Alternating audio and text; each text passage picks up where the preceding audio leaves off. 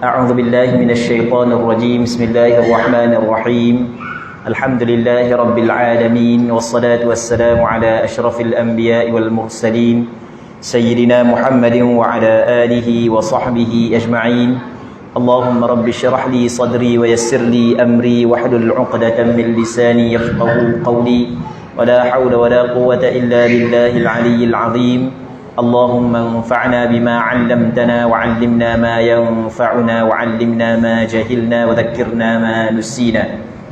Terima kasih kepada pengerusi majlis Al-Fadil Fadilatul Ustaz Im Hafizahullah Subhanahu wa taala. Seterusnya ketua muslimat, muslimin, segala yang terlibat dalam menjayakan program kita pada petang yang mulia ini, muslimin muslimat yang dirahmati oleh Allah Subhanahu wa taala. Alhamdulillah, sama-sama kita memanjatkan kesyukuran kehadrat Allah Subhanahu wa taala kerana pada petang yang mulia ini Allah Subhanahu wa taala memberi kesempatan kepada kita untuk kita sama-sama berada di dalam satu majlis, iaitu majlis yang dikenali sebagai ibrah daripada peristiwa Isra' dan Mi'raj. Muslimin muslimat yang dirahmati oleh Allah Subhanahu wa taala, sebenarnya terlalu banyak ibrah, pengajaran yang kita dapat ambil daripada peristiwa Isra' dan Mi'raj yang pernah berlaku kepada Nabi sallallahu alaihi wasallam. Sebelum daripada kita cerita tentang ibrah yang boleh kita ambil daripada peristiwa Isra' dan Mi'raj, kita kena faham dulu apa Isra' dan apakah itu Mi'raj. Isra' dan Mi'raj adalah dua peristiwa yang berlaku kepada Nabi sallallahu alaihi wasallam pada satu malam sebagai mukjizah yang Allah Taala bagi kepada Rasulullah. Maksud apa mukjizat? Mukjizat ni perkara yang mencarikan adat. Biasa-biasa tak boleh nak berlaku benda gini. Jadi benda ni bukanlah di luar kemampuan manusia. Itu yang dinamakan sebagai mukjizat yang Allah Subhanahu wa taala kurniakan kepada Nabi sallallahu alaihi wasallam setelah daripada Nabi sallallahu alaihi wasallam sabar di dalam melaksanakan tanggungjawab baginda sallallahu alaihi wasallam, iaitu menyampaikan apa yang diperintahkan oleh Allah Subhanahu wa taala agar baginda menyampaikan. Muslimin muslimat yang dirahmati oleh Allah Subhanahu wa taala, peristiwa Isra' adalah perjalanan diperjalankan Rasulullah pada satu malam yang pendek, yang mana perjalanan itu mengambil masa yang singkat sahaja daripada Masjidil Haram kepada Masjid Al-Aqsa. Masjidil Haram kepada Masjid Al-Aqsa bukan daripada Kubang Bujuk sampai ke mana, bukan. Kubang Bujuk ke mana dekat aja. Masjidil Haram hingga ke Masjid Al-Aqsa ni jauh. Kita ni kalau naik bas 30 jam lebih kurang. Naik bas 30 jam lebih kurang. Tak tahu apa kali kering punggung, tak tahu kalau naik bas. Jauh di antara Masjidil Haram kepada Masjid Al-Aqsa. Tetapi perjalanan yang jauh begitu, yang suatu ketika dahulu perlu makan masa sebulan dengan kenderaan dulu, tapi Allah Subhanahu wa taala membawa Nabi pada malam tersebut daripada Masjidil Haram kepada Masjid Al-Aqsa hanya pada satu malam. Tu pun dalam tempoh yang sekejap aja. Pagi esok ada semula di Mekah. Dan kalau kita tengok kepada riwayat dalam beberapa hadis yang mana Nabi sallallahu alaihi wasallam balik semula pada malam itu juga. Sekejap aja. Sebab itulah peristiwa Isra' ia termasuk dalam mukjizat. Mukjizat ni adalah perkara yang mencarikan adat yang berlaku kepada Nabi sallallahu alaihi wasallam. Mi'raj pula makna dia Mi'raj.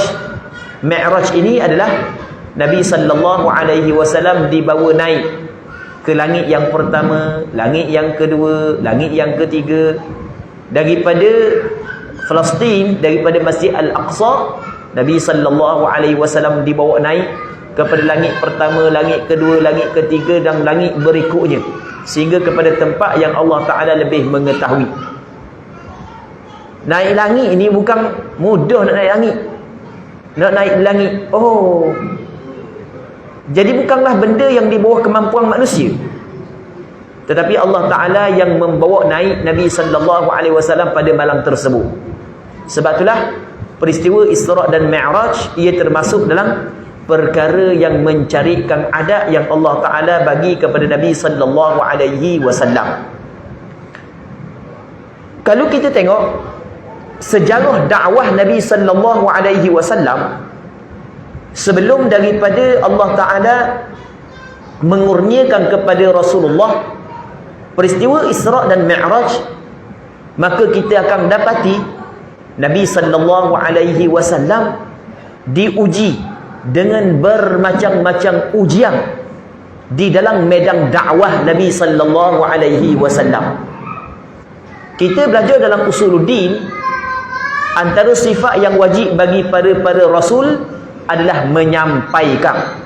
Nabi SAW setelah daripada diperintah oleh Allah Subhanahu wa Ta'ala agar menyampaikan, Rasulullah menyampaikan. Rasul khabar korang tu, khabar korang ni, ajak orang tu, ajak orang ni. Rasulullah SAW pergi jumpa dengan orang tu, ajak, jumpa dengan orang ni, ajak kepada mentauhidkan Allah, meninggal daripada penyembahan berhala. Tak kira orang kata gajah rimai pun, tetap Nabi SAW menjalankan tanggungjawab yang Allah Subhanahu wa Ta'ala pertanggungjawabkan kepada Nabi SAW. Dan kalau kita baca sejarah dakwah Rasulullah, kita akan dapati usaha Nabi SAW memang cukup luar biasa, tanpa mengambil peduli sedikit pun orang kata benda pun ke dia, orang buat gana pun ke dia. Yang penting asalkan di situ ada redha Allah sudah memadai. Setelah daripada Abu Talib meninggal dunia, Khadijah isteri Rasulullah juga meninggal dunia. Pada tahun tersebut diberi nama sebagai tahun Amul Huzn, tahun duka cita. Kenapa ke tahun itu dinamakan sebagai tahun duka cita? Kerana dakwah Rasulullah SAW hak yang sebelum daripada ni tidaklah disekat sehebat setelah daripada kedua-dua orang hak yang kuat membela Rasulullah SAW meninggal dunia.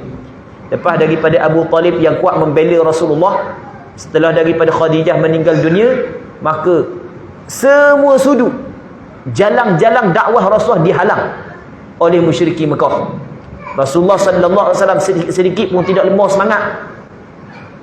Rasulullah kata nak buat ni lagi duk teringat ke penduduk Taif. Taif ni adalah satu negeri ataupun satu kawasan yang sedikit jauh daripada Mekah, yang mana penduduk dia lain daripada penduduk Mekah. Maka Rasulullah SAW keluar daripada Mekah, pergi ke Taif dengan Zaid bin Harithah, berdakwah kepada penduduk Taif, mengharapkan penduduk Taif membantu Nabi SAW menerima dakwah Rasulullah. Tapi Allahu Akbar, apa yang dibuat oleh penduduk Taif, Allah Ta'ala sahaja yang lebih mengetahui. Daripada budak-budak sampai ke orang tua, orang merdeka, hamba, laki, puang, dia pakat maki Rasulullah, dia pakat kata, dia pakat ejek, tak pandang dengan tu, dia pakat tagur batu sampai ke berdarah kaki Rasulullah SAW. Rasulullah keluar daripada Taif, Rasulullah keluar seperti orang yang, kalau cakap kita orang yang ditimpa bermacam-macam masalah. Kita kalau banyak sangat terbebang dengan macam-macam masalah, kita jalan, kita akan tunduk, dorok, jalan. Gitulah Rasulullah keluar daripada Taif, jalan dalam keadaan tunduk. Dalam peperangan Uhud, ramai sahabat-sahabat Rasulullah yang gugur syahid. Antara sahabat yang gugur syahid adalah pak saudara sendiri, Hamzah bin Abdul Muttalib.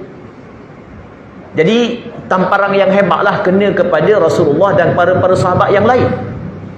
Aisyah tanya Rasulullah, dalam sekian lama mu berdakwah, ada tak hak yang lebih teruk lagi, hak yang dihadapi olehmu ujian berbanding dengan peperangan Uhud? Kata Rasul, ada. Bila? Ketika Rasul keluar daripada Taif, hak tu hak lebih teruk. Rasul jalan tunduk bawah je. Tiba-tiba mari malaikat yang Allah Ta'ala hantar untuk menerima arahan Nabi sallallahu alaihi wasallam nak buat benda kabur je. Tapi Rasulullah sallallahu alaihi wasallam tetap tidak memberi arahan untuk memusnahkan penduduk Taif dan penduduk Mekah. Dan Rasul mengharapkan keluar daripada sulbi-sulbi penduduk Taif mereka yang akan membantu agama Allah Subhanahu wa taala. Ketika Rasul keluar daripada Taif, Rasulullah sallallahu alaihi wasallam mengangkat tangan berdoa kepada Allah. Doa ini cukup masyhur, dikeluarkan oleh beberapa orang ulama hadis dengan sanad yang dhaif, yang mana ucapan Rasulullah adalah Allahumma ilaika ashku dha'fa quwwati wa qillata hilati wa hawani 'ala an-nas. Ya Allah, kepadamu sahaja aku mengadu, sedikitnya helahku, sedikitnya kekuatanku. Qillata Allahumma ilaika ashku dha'fa quwwati, lemahnya kekuatanku. Wa qillata hilati, sedikitnya helahku. Wa hawani 'ala an-nas, dan lemahku terhadap manusia. Lepas tu ada panjang lagi doa dia sampai kepada tempat Rasul kata illam yakun bika ghadabun alayya fala ubali. Yang penting mu tidak murka kepada aku. Aku tidak hirau sikit pun. Hak yang aku bimbang, hak yang aku kena ni adalah kerana kemurkaan daripadamu. Tapi kalau tidak ada kemurkaan daripadamu, apa benda pun hak yang kena pada aku, tak ada masalah pun. Baik, setelah daripada ujian demi ujian demi ujian dan Rasulullah sallallahu alaihi wasallam bersabar, maka Allah Subhanahu wa taala mengurniakan kepada Rasulullah suatu peristiwa yang besar yang dinamakan sebagai peristiwa Isra' dan Mi'raj. Maka pengajaran yang pertama yang kita dapat ambil daripada peristiwa Isra' dan Mi'raj adalah setiap pertolongan dia akan datang setelah daripada kesabaran. Di sana ada hadis yang diriwayatkan, kata Nabi sallallahu alaihi wasallam, wa'lam anna an-nasra ma'as sabr, ketahui olehmu bahawasanya pertolongan Allah adalah berserta dengan sabar. Ketika kita sabar dalam menghadapi ujian, pastinya ada pertolongan daripada Allah Subhanahu wa taala. Sebagaimana Nabi sallallahu alaihi wasallam sabar dalam melaksanakan tanggungjawab yang dipertanggungjawabkan oleh Allah Ta'ala kepada baginda, maka Allah Subhanahu wa ta'ala mengurniakan suatu peristiwa yang besar yang dinamakan sebagai peristiwa Isra' dan Mi'raj. Okey, itu pengajaran yang pertama. Pengajaran yang kedua yang kita dapat mengambil daripada peristiwa Isra' dan Mi'raj adalah Allah Subhanahu wa ta'ala maha berkuasa di atas segala-galanya. Setiap kita mesti kena meyakini Allah Subhanahu wa ta'ala berkuasa di atas segala-galanya. Allah Subhanahu wa ta'ala berkuasa menjadikan sesuatu perkara yang menyalahi adat, benda hak yang mencarikan adat, ia di dalam kekuasaan Allah Subhanahu wa ta'ala. Dan Allah Subhanahu wa ta'ala kadang-kadang memberi perkara yang mencarikan adat kepada sebahagian daripada hamba-hambanya yang salih. Kalau kita belajar dalam ilmu al-aqidah, perkara yang mencarikan adat yang berlaku kepada para rasul dinamakan sebagai mukjizat. Kalau berlaku kepada wali-wali Allah dinamakan sebagai karamah. Berlaku kepada orang-orang salih dinamakan sebagai ma'unah. Semua itu berada di dalam kekuasaan Allah Subhanahu wa ta'ala. Setiap orang yang beriman mesti dia kena letak dalam hati dia Allah Subhanahu wa ta'ala Tuhan yang maha berkuasa, Tuhan yang maha besar, Tuhan yang maha agung. Kalau sekiranya orang Islam tidak letak dalam hati dia Allah Subhanahu wa ta'ala maha besar, Maha Agung, mengatasi segala-galanya, maka orang Islam dia tidak akan menaruh harapan yang besar mendapat kemenangan yang besar kepada pejuang-pejuang yang berada di negara Palestin. Tetapi oleh kerana akidah kita, Allah Ta'ala Tuhan yang maha berkuasa, Allah Subhanahu Wa Ta'ala Tuhan yang maha agung, yang maha besar, sentiasa membantu hamba-hambanya yang sabar, maka kita menaruh harapan yang cukup besar terhadap kemenangan yang Allah Ta'ala akan berikan kepada mujahidin ataupun orang-orang Islam yang sedang berperang dengan puak-puak Yahudi. Muslimin muslimat yang dirahmati oleh Allah Subhanahu Wa Ta'ala. Yang ketiga, Allah Subhanahu Wa Ta'ala apabila dia kasih kepada hamba-Nya, dia bukan bagi nikmat yang banyak, tetapi Allah Subhanahu Wa Ta'ala akan uji hamba-Nya sebagaimana disebut dalam sebuah hadis, innallaha idza ahabba qaumin ibtalahum. Allah Subhanahu Wa Ta'ala apabila Allah Ta'ala kasih kepada sesuatu kaum, maka Allah Subhanahu Wa Ta'ala akan uji mereka itu. Faman radiya falahu ridha. Sesiapa yang redha terhadap ujian yang Allah Ta'ala uji mereka, maka dapat baginya redha tersebut, dia dapat ganjaran pahala.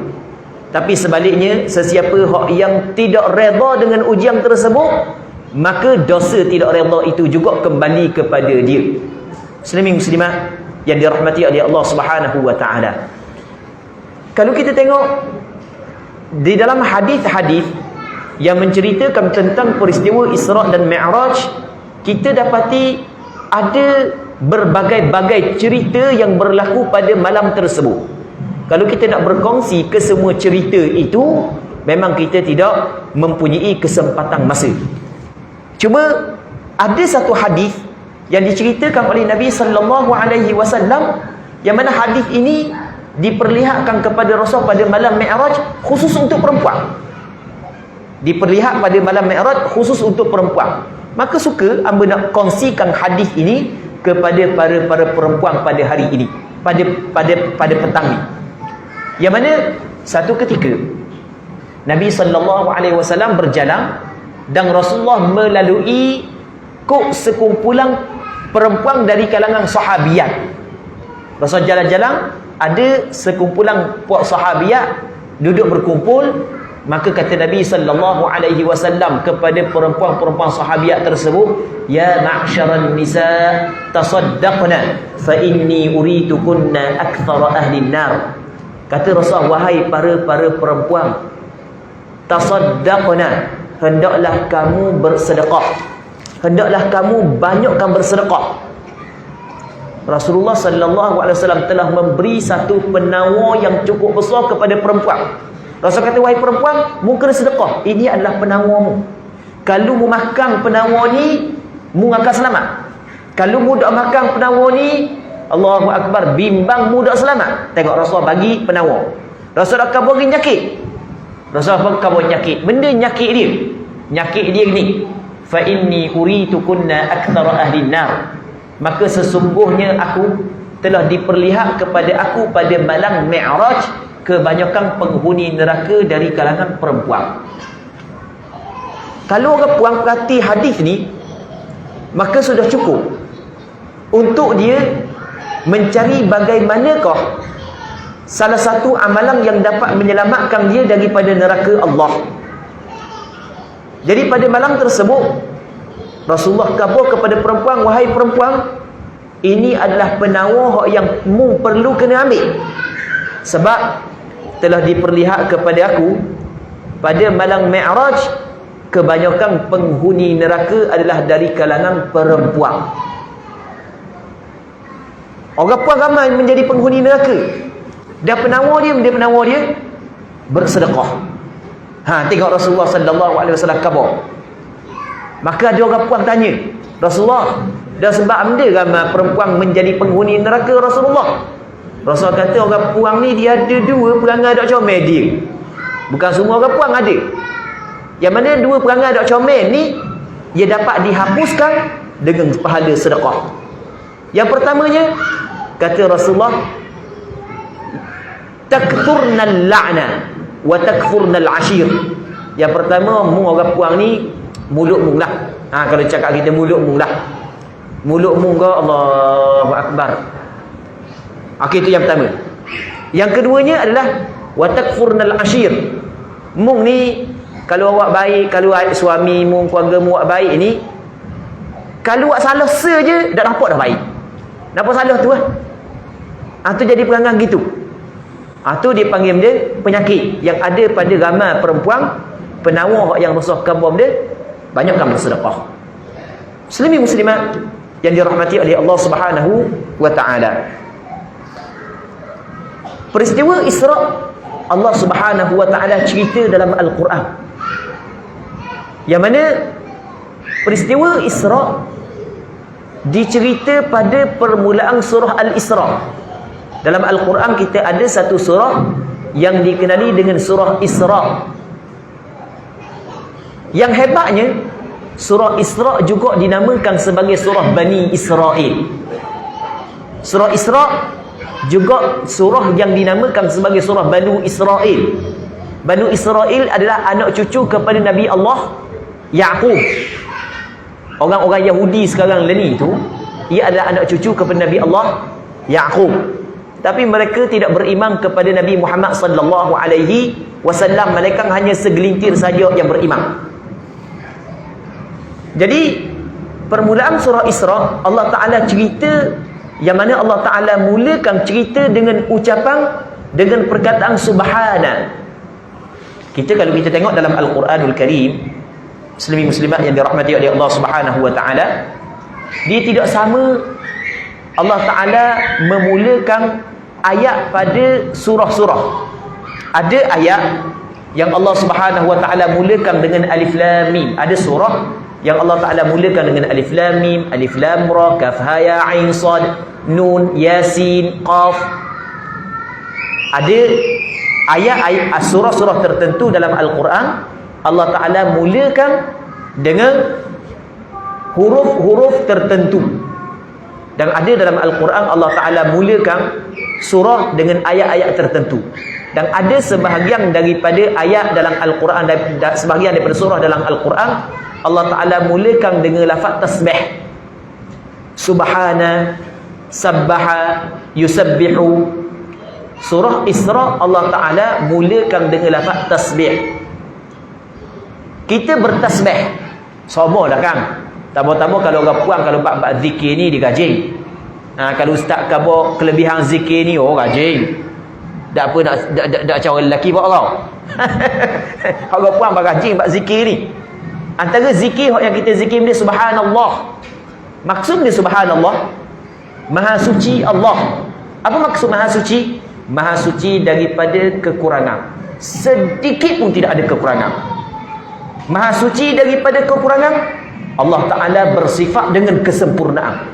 Jadi Allah Ta'ala ketika sebelum daripada menceritakan tentang Allah Ta'ala memperjalankan Nabi SAW daripada Masjidil Haram kepada Masjid Al-Aqsa, Allah Ta'ala menyucikan diri dia daripada segala kekurangan.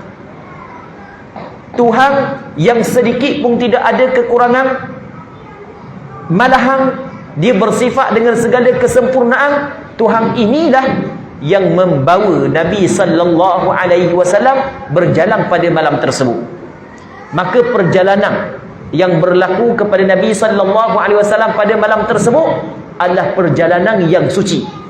Maka sepatutlah bagi umat Islam setiap tahun mengingati peristiwa Isra' dan Mi'raj, kerana peristiwa Isra' dan Mi'raj adalah peristiwa dan satu perjalanan yang suci yang datang daripada Allah Subhanahu wa taala, yang sedikit pun tidak ada kekurangan yang diberikan kepada Nabi sallallahu alaihi wasallam. Sidang hadirat yang dirahmati, sidang muslimin muslimat yang dirahmati oleh Allah Subhanahu wa taala. Dalam peristiwa Isra' dan Mi'raj, antara perkara yang besar yang diberikan oleh Allah Ta'ala kepada Rasulullah yang terikat rapat dengan kita adalah ibadat sembahyang. Ibadat sembahyang fardu 5 waktu Tak bunyi balik. Biasa itu minus. Tu dia. Boleh? Orang puan dengar dok ambil kuliah ni lama Kang. Nak habis masa baru kau dok dengar Dengar tak? Dengar. Dia bising sikit. Bila gerak tangan kan. Lama Kang. Kayak gini nak habis dah. Baru kau dak apa nak dengar tak ni? Kalau dengar tak apalah. Ya dia ke baru kau habis baru nak kau. Jadi kalau kau bawah boleh kita ajar. Baik. Jadi oleh kerana tak pernah dengar ni, kita tukar cara lain pula. InsyaAllah dengar tu tak? Jadi antara perkara yang besar yang Allah Subhanahu wa taala bagi kepada Nabi sallallahu alaihi wasallam pada malam Isra' dan Mi'raj adalah satu ibadat yang dikenali sebagai ibadat solat. Ibadat solat fardu 5 waktu difardukan pada malam Isra' dan Mi'raj. Sini kita kena faham dulu sikit supaya kita tidak tersilap dalam memahami perkara ini. Sebenarnya ibadat solat secara umumnya telah disyariatkan kepada Rasulullah sebelum daripada malam Isra' dan Mi'raj lagi. Ulang sekali lagi ibadat solat secara umum telah disyariatkan kepada Rasulullah sebelum daripada malam Isra' dan Mi'raj. Sebab kalau kita tengok dalam Al-Quranul Karim, ada ayat-ayat dalam Al-Quranul Karim yang diturunkan kepada Rasulullah pada permulaan Rasulullah menjadi Rasul. Ayat tersebut memerintahkan kepada Nabi sallallahu alaihi wasallam agar mendirikan solat. Jadi bermakna ibadat solat bukanlah permulaan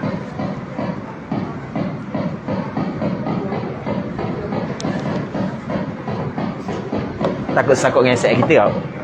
Ada masalah dia.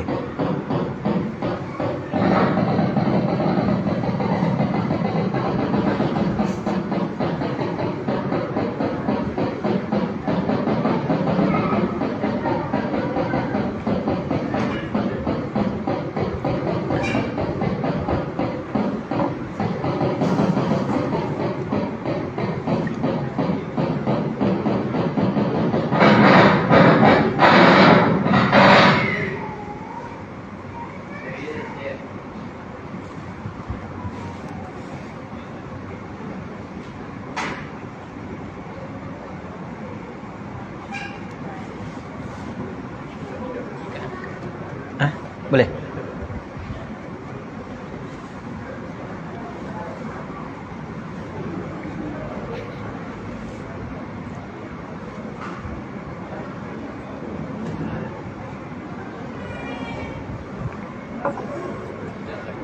Dah jadi dah.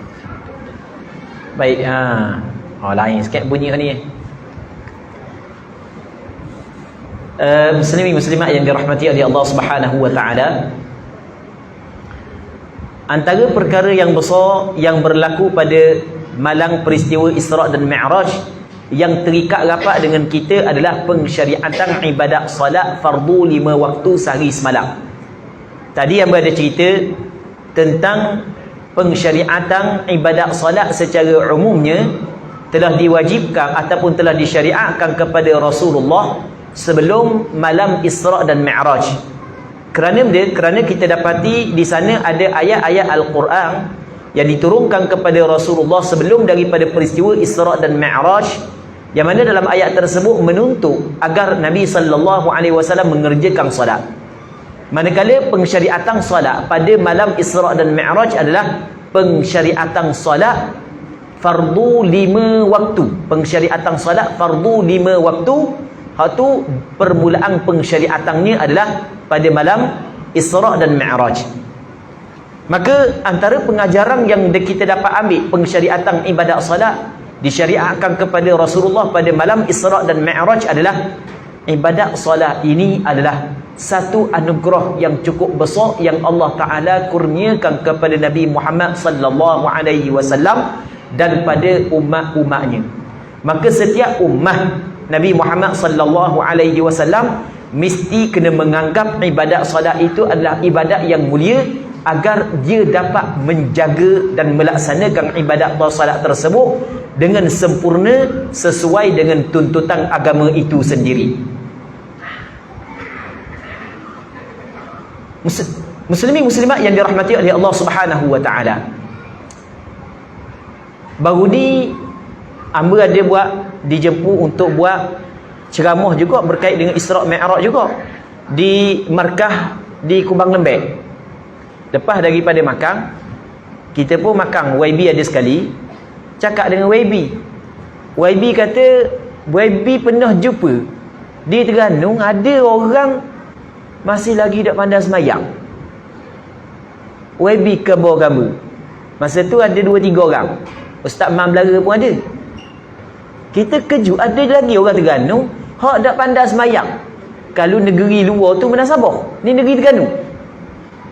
Jadi benda kau peranan kita, sama ada kita lelaki ataupun perempuan, dalam mendidik masyarakat agar mengetahui bahawasanya ibadat solat ini anugerah yang cukup besar yang Allah Ta'ala bagi kepada kita semua, supaya bukan setakat mereka itu belajar tentang ibadat sembahyang, mengetahui cara sembahyang, bukan mereka itu melaksanakan sembahyang dengan cara yang sempurna sebagaimana yang dikehendaki oleh Allah Subhanahu wa taala.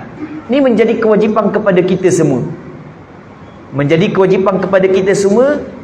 Kalau kita tahu ada lagi orang kampung kita hak tak tahu kala bab sembahyang, kita tolong ajar. Kita tolong didik. Kita tolong tegur. Dan itu semua adalah pekerjaan yang mulia. Allah Subhanahu wa taala memberi tugas yang cukup mulia kepada para rasul, mengajak manusia kepada kebaikan dan mencegah manusia daripada kemungkaran. Dan Allah Subhanahu wa taala memberi peluang kepada kita tugasan yang mulia tersebut. Andai kata kalau kita buat, maka kita akan mendapat kedudukan yang mulia di sisi Allah Subhanahu wa taala. Muslimin muslimat yang dirahmati oleh Allah Subhanahu wa taala, Ambo dah nak tanya tadi sampai pukul berapa kita nak sesi soal jawab. Sebab Ambo punya kata ada soal jawab ke? Ada tak tadi kata soal jawab? Ke tak ada? Ada. Oh, ada soal jawab. Ke kita nak berhenti pukul apa? Jadi kerana asal sampai pukul 4.42. Jadi asal baru dekat asal baru soal jawab. Okey, boleh? Tak ada masalah. Ke orang muslimat banyak soalan-soalan nak tanya? Tak ada soalan? Kerana dia pandai nak tanya. Baik. Jadi kalau ada soalan banyak, kita sudah awal. Kita dengar soalan. Kalau tak ada soalan banyak, kita rapat asal.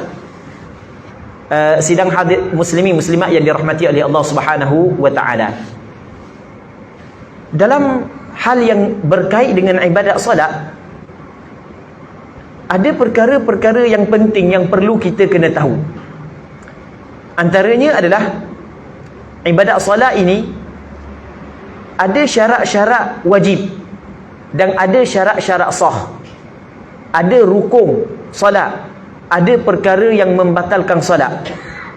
Tidak dikatakan seseorang itu mendirikan solat, melainkan dia mengerjakan solat dengan sempurnanya syarat-syarat sah dan sempurnanya rukun-rukun solat, dan dia menjauhi perkara-perkara yang membatalkan solat. Syarat wajib solat mudah je.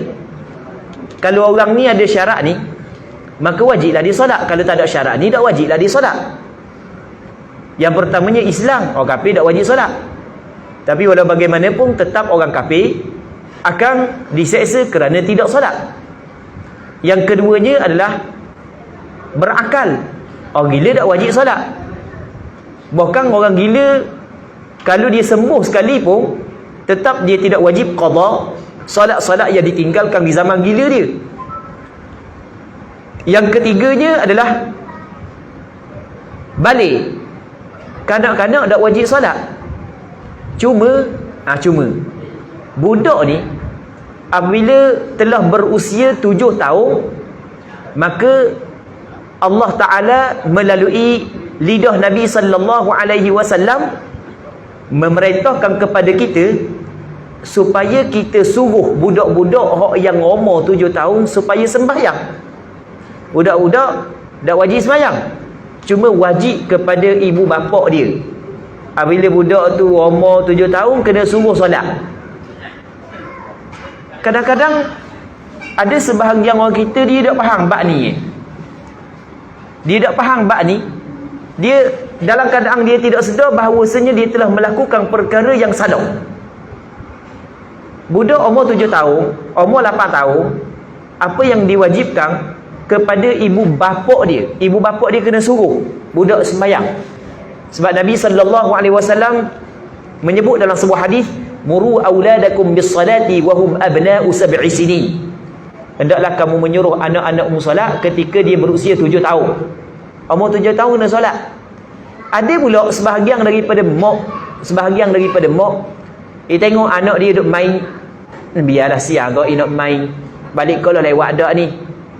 Masuk dah waktu mayang biar siang nak main, biar dak mayang ni pun nanti mayang karang pula dah.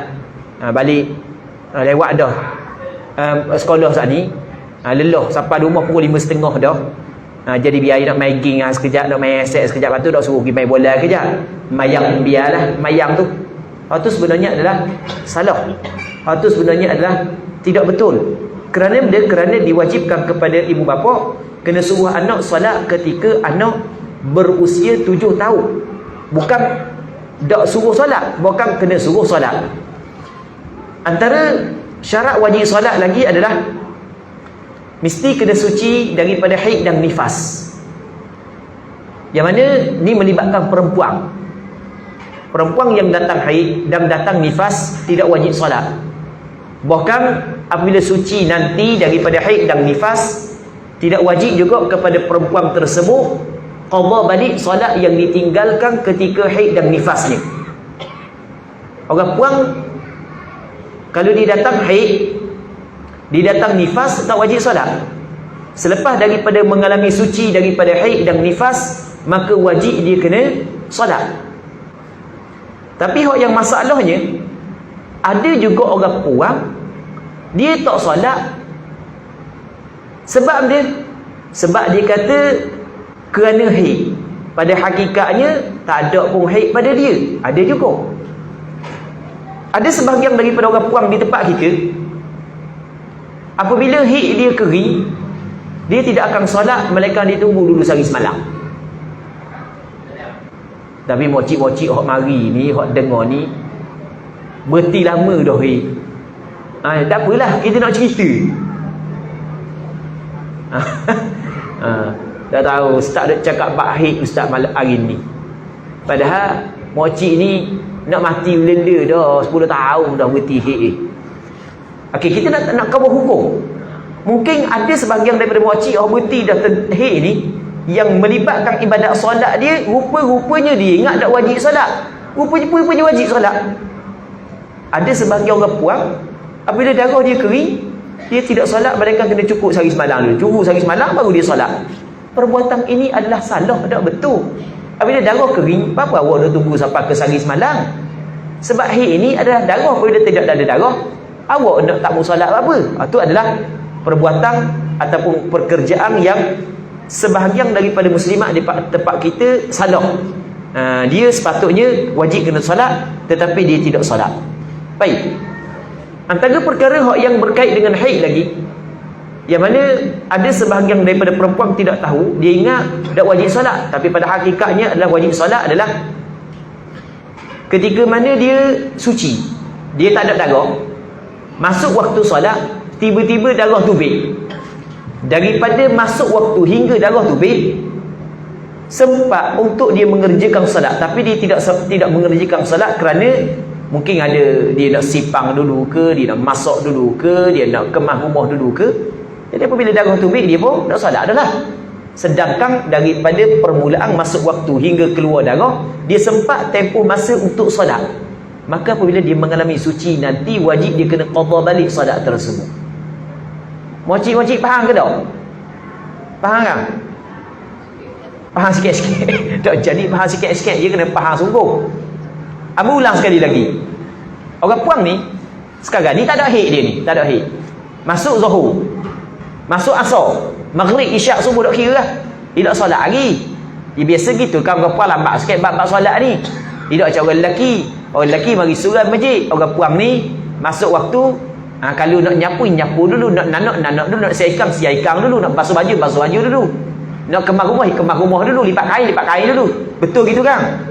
Pukul 2.30, pukul 3 baru nak mayang. Baik. Tiba-tiba dah nak mayang tu bik darah. Nanti lepas daripada dia mengalami suci, dia kena qada balik lah. Oh, kata makcik baru tahu hari ni nak mati lele baru tahu. Oh, dah qada pun dulu. Kena qada lah. Leni pun.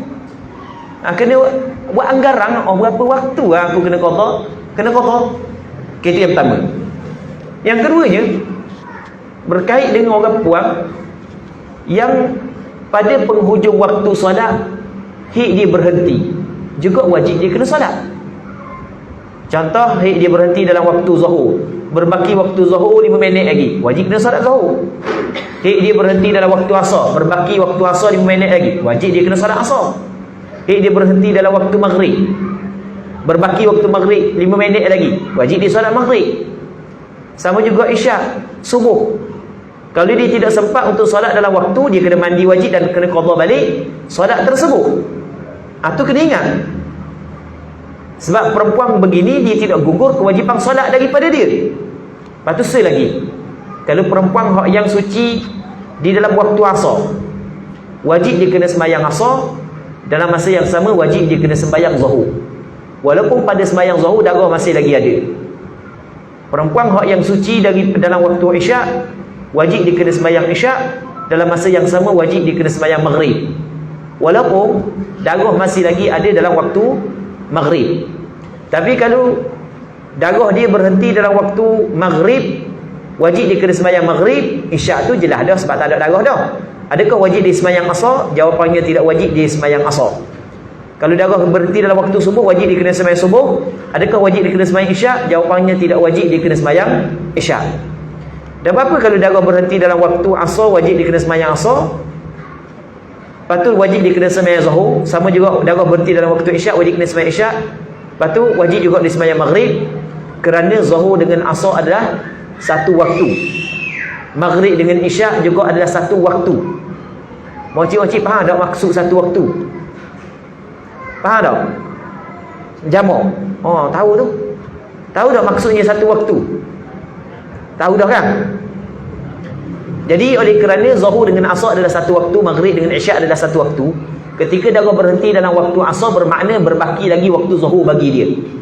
Ketika darah berhenti dalam waktu Isyak, maka wajib sembahyang Isyak, wajib sembahyang Maghrib, kerana berbaki lagi waktu Maghrib bagi dia. Ini di antara benda yang penting yang perlu kita kena faham. Itu dipanggil syarat wajib solat. Manakala syarat sah solat pula, syarat sah solat yang pertamanya adalah Islam. Orang kafir tak sah solat. Yang keduanya adalah berakal. Orang gila tidak sah solat. Tapi jangan pula larang orang gila solat. Jangan larang. Marah ke dia, kata kita gila pula orang ni. Kita larang orang gila solat, dia kata kita gila lah. Datang ni gila, marah aku solat pula, dia kata.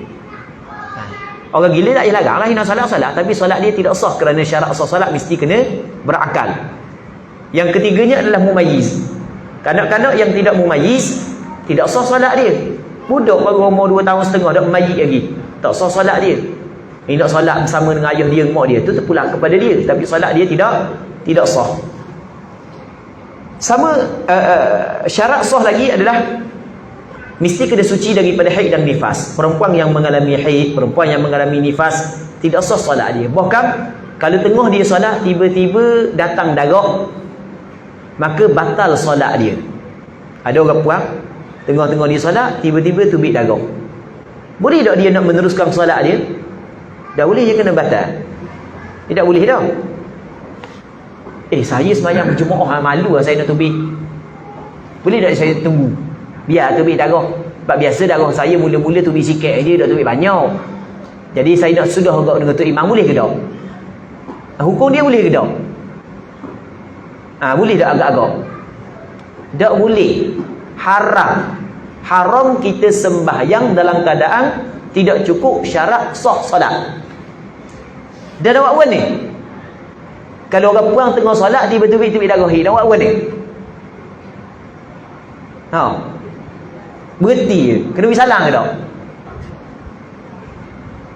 Nak tanya orang puang, kena pergi salang ke tak? Tak payah pergi salang. Dah kalau pergi salang boleh ke tak? Dia kata nak pergi salang. Dah pergi salang boleh ke tak? Tak boleh bagi salam. Dan apa tak boleh bagi salam? Kerana dia saat ni tu sembahyang dia tak sah dah. Bagi salam apa dia? Baik. Nak bagi salam ke orang yang dia jumpa tu tak ada masalah. Bagi salam dalam sembahyang tak boleh lah. Okey, ni benda yang penting yang perlu dia kena faham. Yang pertamanya Islam, syarat sah solat. Yang keduanya berakal. Yang ketiganya tamyiz. Yang keempatnya suci daripada haid dan nifas. Yang kelimanya menutup aurat. Orang puang dia kena nak solat tu dia kena tutup aurat. Sama juga dengan orang lelaki. Dia aurat perempuan dalam solat dia berbeza dengan aurat lelaki. Aurat perempuan seluruh tubuh kecuali muka dan dua daun tangan. Manakala aurat lelaki di antara pusat dengan lutut. Syarat penutupan aurat dalam solat adalah satu pakaian ataupun suatu benda yang dapat menutup warna kulit. Kalau sudah menutup warna kulit, maka sudah memadai. Walaupun nipis, walaupun berbentuk tubuh, tapi warna kulit dah nampak, memadai dah. Tu aurat dalam solat. Maksud memadai, sah solat. Tapi kalau dia solat depan orang tak boleh. Sebab kita jaga aurat pada pandangan mata manusia pula. Dia aurat pada pandangan mata dia berbeza dengan aurat di dalam solat. Aurat perempuan, kita nak sebut tentang perempuan kerana ada masih lagi gambar perempuan yang melakukan kesilapan dalam penutupan aurat dalam solat. Aurat perempuan dalam solat adalah seluruh tubuh kecuali muka dan dua tangan. Muka ni daripada tempat tumbuh rambut hingga kepada dagu, daripada anak telinga ni kepada anak telinga ni. Jadi bermakna di bawah dagu termasuk dalam aurat. Orang puang ketika solat dia kena tutup bawah dagu. Sebab bawah dagu ini termasuk dalam aurat. Ni perlu kita kena faham. Adapun sekarang ni nak tutup wajib ke tutup ke tak, hak paling comel tutup lah kalau depan orang lelaki. Tapi kalau tak mau tutup pun sikit, tidak menjadi masalah, dimaaf atas pandangan sebahagian daripada ulama. Cuma kalau dalam solat mesti orang puan kena tutup di bawah dagu. Dah tutup, mana dah tutup? Orang kata dah tutup, tapi dah tutup kau. Ni bawah dagu ni. Gahur bawah dagu ni. Dah lah dagu besar. Gahur bawah dagu tengah semayang. Lagu mana solat dia? Kalau mengikut pandangan mazhab Imam Syafi'i, sembahyang dia tidak sah. Sembahyang dia batal. Cuma pandangan sebahagian daripada ulama fiqh, pandangan tiga mazhab lagi mengatakan sembahyang dia masih lagi dikirakan sah kerana keterbukaan yang sedikit dimaafkan. Jadi hak lepas-lepas dah selesai dah sembahyang dia, cuma akan datang kena berhati-hati tutup di bawah dagu kerana dia termasuk dalam aurat bagi perempuan di dalam solat. Antara syarat sah solat lagi adalah mesti kena menghadap kiblat, menghadap Kaabah. Antara syarat sah solat lagi adalah mesti kena suci daripada hadas, suci daripada najis yang tidak dimaafkan. Suci daripada hadas maksudnya dengan cara kalau hadas kecil kita berwudu, kalau hadas besar kita mandi wajib. Lepas tu kena suci juga daripada najis-najis yang tidak dimaafkan pada pakaian, tempat solat dan badan kita sendiri. Maka itu termasuk dalam syarat sah solat. Kemudian rukun solat. Muslimin muslimat yang dirahmati oleh Allah Subhanahu wa taala. Rukun solat bermula daripada ataupun rukun solat dia ada 13 yang maklum bagi kita. Yang pertamanya adalah takbiratul ihram. Bab takbiratul ihram ini ada syarat-syarat yang perlu kita kena penuhi. Antaranya adalah kena sebut dengan betul. Jangan sebut salah. Ada orang sebut salah takbiratul ihram. Kita bunyi ke takbiratul ihram, tapi ramai lagi orang sebut salah. Hak yang betulnya takbiratul ihram kita kena sebut Allahu Akbar. Tapi ada juga orang sebut Allahu Akbar. Biasa dengar ada orang sebut Allahu Akbar. Biasa dengar orang Allahu Akbar. Oh, dia sebut. Padang. Rupa-rupanya salah kau. Orang lelaki pun ada juga sebut. Dia tak sebut Allahu Akbar, dia sebut dia Allahu Akbar. Oh. Padahal hamzah di atas A, bukan hamzah di atas O. Jadi hak tu perlu kena perbaiki. Baik. Jadi sebutan takbir perlu kita kena sebut dengan betul. Jangan sebut salah. Kerana apabila salah, maka solat kita tidak sah. Yang keduanya niat mesti diletakkan dalam takbiratul ihram. Yang ketiganya adalah berdiri bagi orang yang mampu. Bab berdiri ni ada juga kita kena sebut. Ada sebahagian daripada masyarakat kita masa sebelum pergi umrah mayang molek. Kalau mayang masjid ke lelaki puang sama je.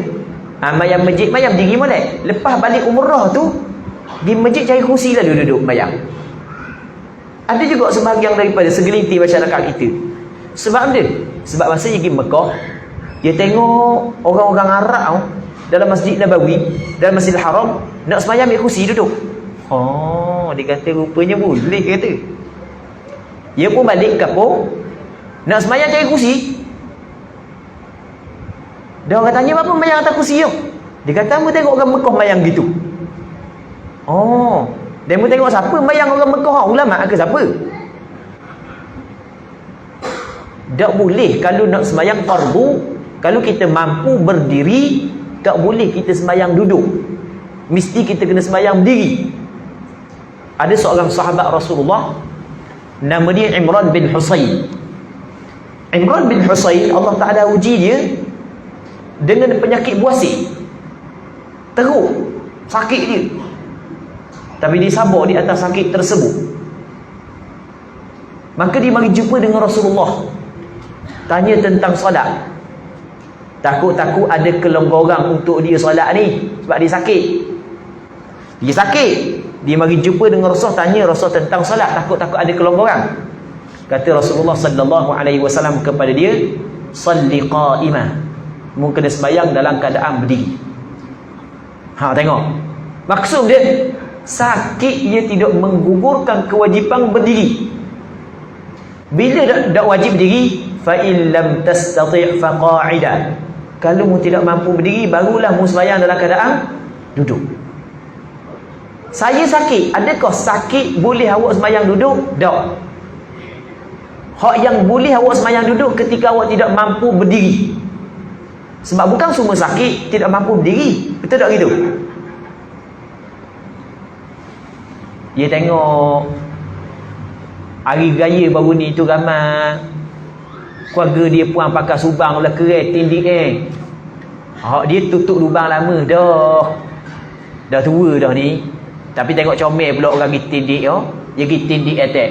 Lepas tindik bekok gitu nak mayang duduk boleh tak? Linga bekok sebab sakit, lepas tu nak mayang duduk sebab sakit, boleh tak gitu? Tak boleh. Dah main kita ni orang kampung, ibu jari tu cekang. Orang sini panggil cekang tau.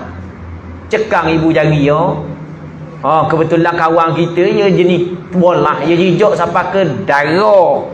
Ibu jari kita denyuk duduk lalu dah bayang. Boleh tak gitu? Tak boleh.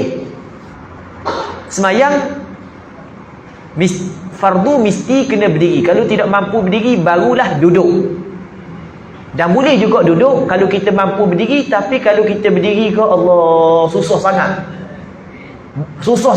Dia boleh duduk. Bukan tak boleh berdiri, boleh, tapi susah sangat, boleh duduk. Jadi sembahyang fardu, kalau orang tu mampu berdiri, wajib dia kena berdiri. Bila boleh duduk? Ketika dia tidak mampu duduk. Ataupun kalau dia duduk, kalau dia sembahyang dalam keadaan berdiri, dia akan mengalami kesusahan yang teruk. Maka ketika itu boleh dia duduk. Antara rukun sembahyang yang perlu kita kena ambil berat adalah bacaan Fatihah.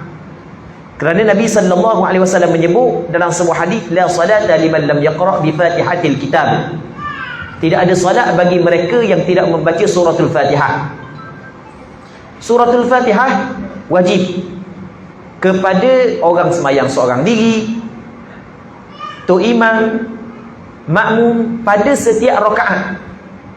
Dia kena baca Fatihah. Melainkan rakaat bagi makmum masbuk. Kalau makmum tu sampai lewat, Allahu Akbar, tu imam pun rakaat, maka menjadi kewajipan kepada makmum tersebut untuk terus ikut imam, rakaat bersama dengan imam. Kalau dia sempat rakaat bersama dengan imam, maka dia dang rakaat tersebut. Kalau dia tidak sempat rakaat bersama dengan imam, maka dia tidak dang rakaat tersebut. Bacaan Fatihah penting. Antara syarat bacaan Fatihah adalah mesti kita kena sebut huruf-huruf Fatihah dengan betul. Kalau tak sebut dengan betul, maka kena tengok. Kalau kesalahan itu kesalahan kecil, maka dimaafkan. Kalau kesalahan yang besar, maka tidak dimaafkan. Jadi kita kena perbetul pula bacaan Fatihah. Perbetul bacaan Fatihah agar kita dapat melakukan rukun sembahyang dengan sempurna. Antara kesalahan yang banyak berlaku dalam masyarakat kita dalam pembacaan Fatihah dalam solat adalah dia baca tak bunyi,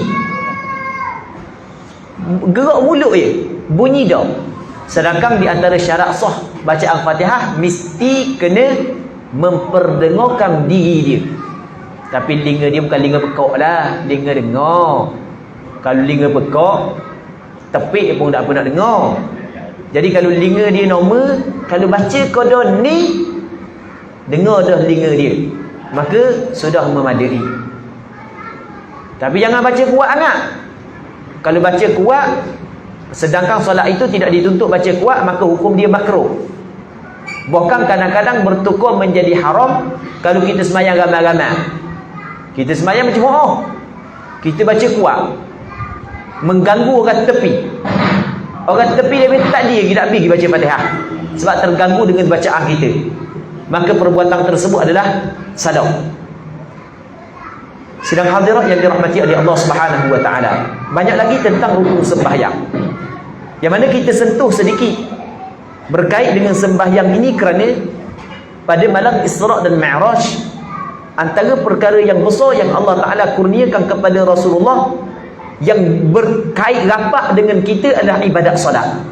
Jadi ibadat solat adalah satu anugerah yang Allah Subhanahu wa taala kurniakan kepada kita umat Nabi Muhammad sallallahu alaihi wasallam, yang menjadi kewajipan kepada kita jaga ibadat solat tersebut. Jadi ketika kita buat ibadat solat, jangan kita melihat ia semata-mata sebuah bebanan, tapi kena melihat juga ia ada sebuah kurniaan dan anugerah yang Allah Subhanahu wa taala bagi kepada kita semua. Jadi aku rasa sini dululah, kita nak buka soal jawab pula. Jadi kita berhenti sini dulu, kita buka soal jawab pula. Jadi kita mengharapkan apa yang kita bincang ada manfaatnya dan ada keberkatannya. Wallahu Subhanahu wa taala a'la wa a'lam. Ada kuliah maghrib pula dipakai. Jadi dah kita soal jawab. Alhamdulillah, terima kasih kepada Al-Fadhil yang telah menyampaikan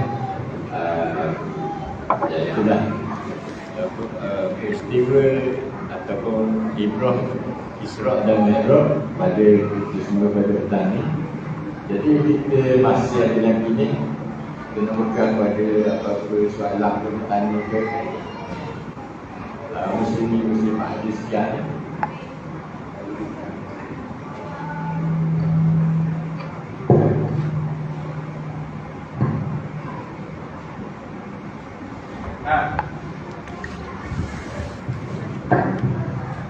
Bismillahirrahmanirrahim. Assalamualaikum warahmatullahi wabarakatuh. Alhamdulillah dan semua muslimin muslimat hadir. Soalan saya berkenaan dengan orang sembahyang terusir, Ustaz. Kemudian dahi dia tu tutup ke lelaki puang.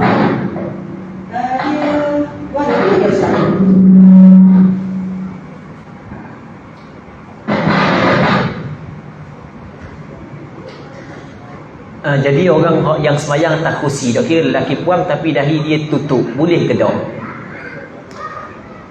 Yang pertama sekali, kalaulah sekiranya pada dahi dia ada cedera yang memang kena tutup ni terbelah dahi jadi terpaksa kena tutup kerana terbelah, maka itu tak ada masalah. Dia semayang duduk ke berdiri ke tidak menjadi masalah kerana ada keuzuran.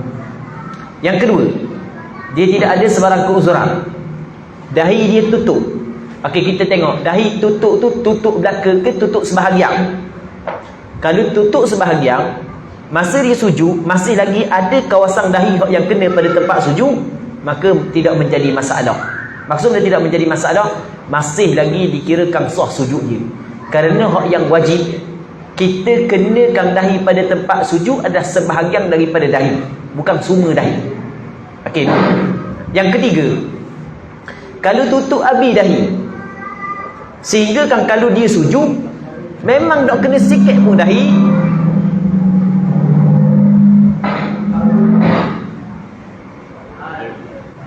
maka tidak sah solat dia.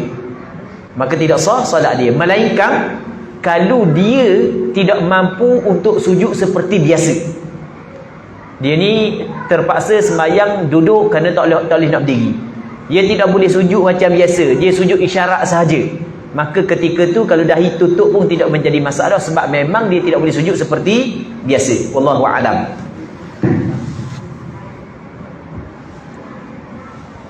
Okey, ada soalan belakang tu. Bagi mikrofon ke belakang.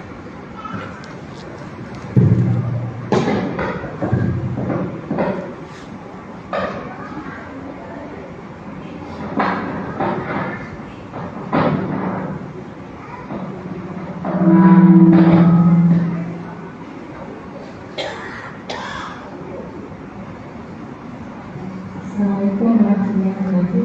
Salam. Saya cerita pasal solat selepas suci tadi kan. Dalam satu waktu kan. Berarti kita kena niat kotor tu niat biasa niat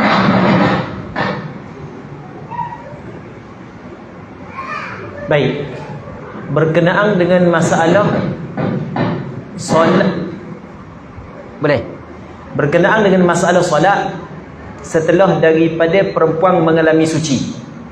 Jadi orang puang ni suci dalam waktu asar, kita kata wajib dia kena sembahyang asar, lepas tu wajib juga dia kena sembahyang zuhur.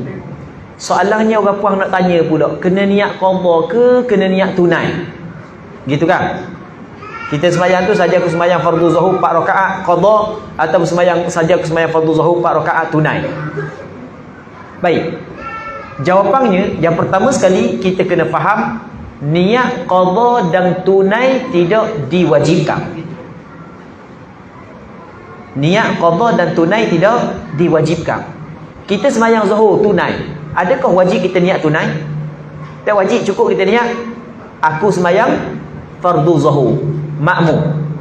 Tunai qada tidak diwajibkan.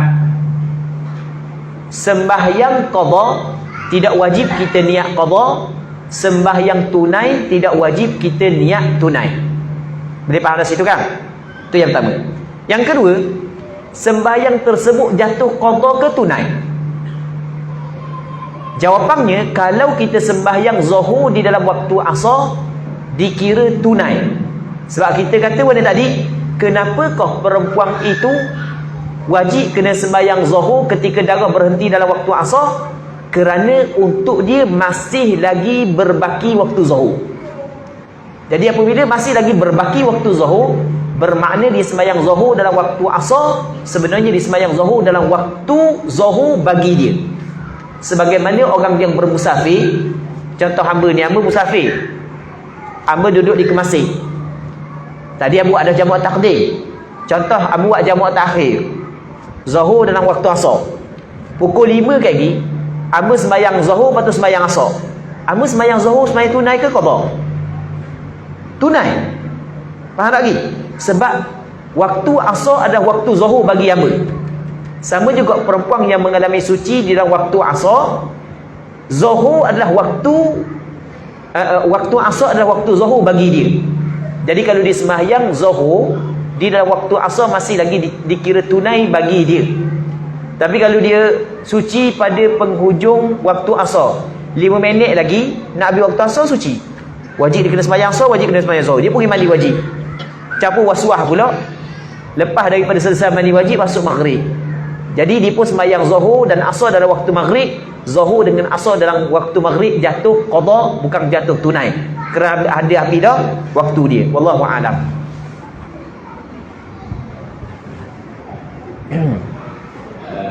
Ada lagi soalan?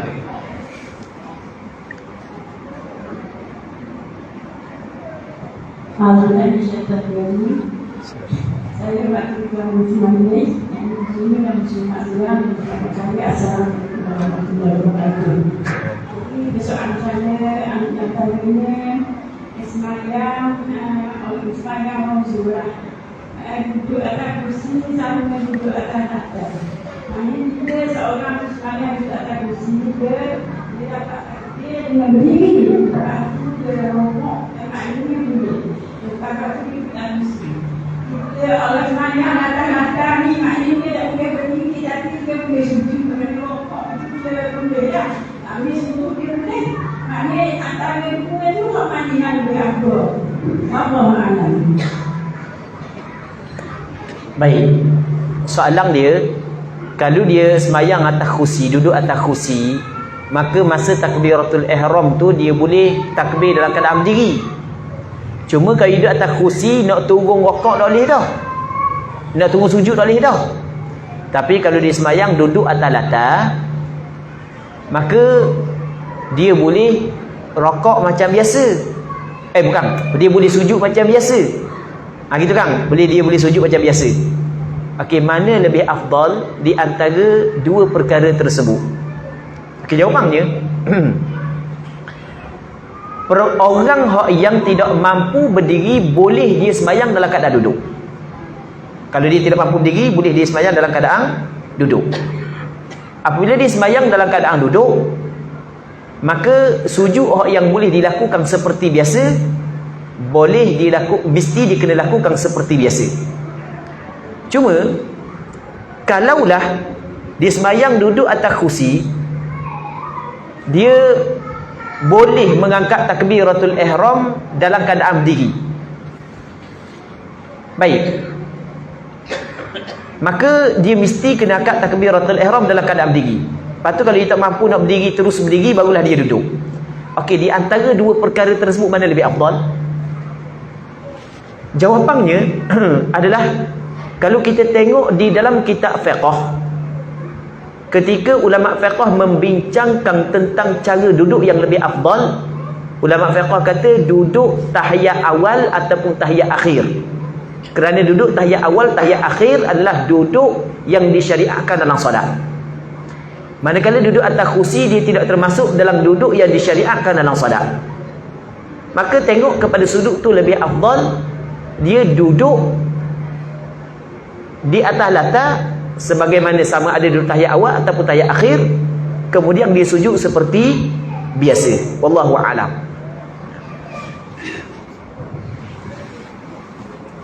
Begitulah penjelasan daripada sampai kepada Ustaz. Jadi saya terpaksa minta maaf kepada semua. Apa ramai lagi nak beri soalan lagi, ramai lagi. Oleh kerana Ustaz ada program tadi dipaksa, terpaksa kita bergah kepada duduk. Jadi minta maaf banyak. Minta maaf banyak, insyaAllah pagi semua dah. Tapi semua dah buat juga. Jadi saya rasa sekali lagi yang bertani apa-apa yang kurang tu maknanya yang penting perhormatan dia, dan dengan hormatnya bersedekah saudara Nabi Muhammad kepada kami isteri itu Punyaisan Aini di mana untuk menyampaikan hati kepada Al-Fatihah Ustaz.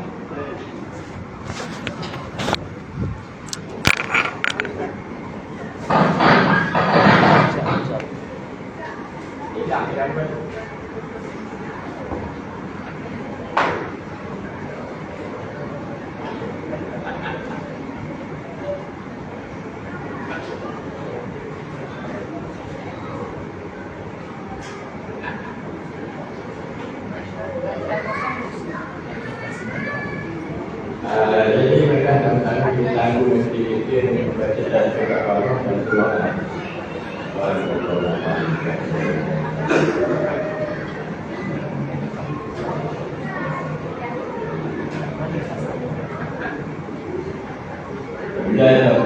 Assalamualaikum warahmatullahi wabarakatuh. Wallahu a'lam.